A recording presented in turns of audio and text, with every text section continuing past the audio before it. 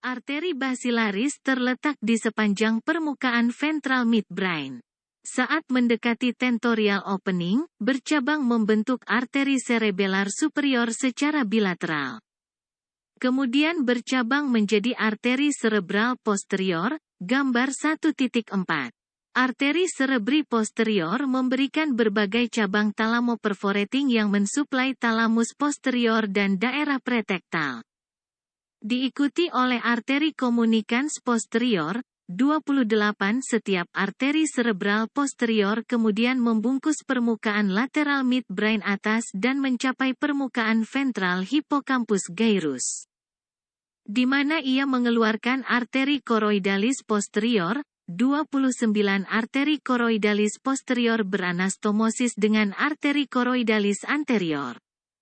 Cabang dari arteri carotis interna yang berjalan di sepanjang visura choroid pada permukaan medial lobus temporal. Arteri cerebri posterior kemudian berjalan ke kaudal sepanjang permukaan medial lobus occipitalis untuk mensuplai korteks visual. Salah satu atau kedua arteri cerebral posterior rentan terhadap kompresi ketika jaringan mengalami herniasi melalui tentorium. Kompresi unilateral menyebabkan hemianopsia homonim. Kompresi bilateral menyebabkan kebutaan kortikal, lihat pasien 1.1.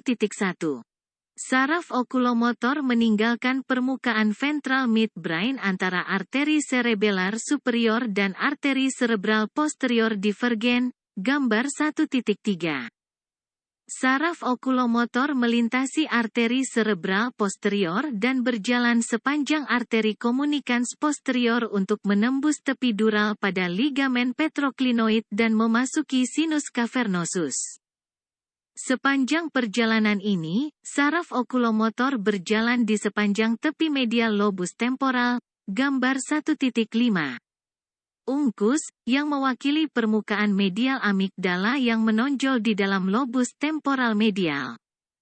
Biasanya terletak di atas tentorial opening, dan permukaan medialnya bahkan mungkin berlekuk oleh tentorium.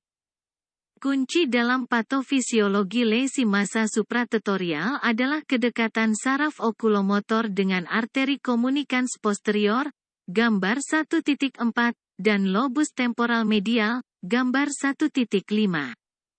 Kompresi saraf okulomotor oleh salah satu dari struktur ini menghasilkan cedera awal pada serat pupilodilator yang berjalan di sepanjang permukaan punggungnya 30, oleh karena itu.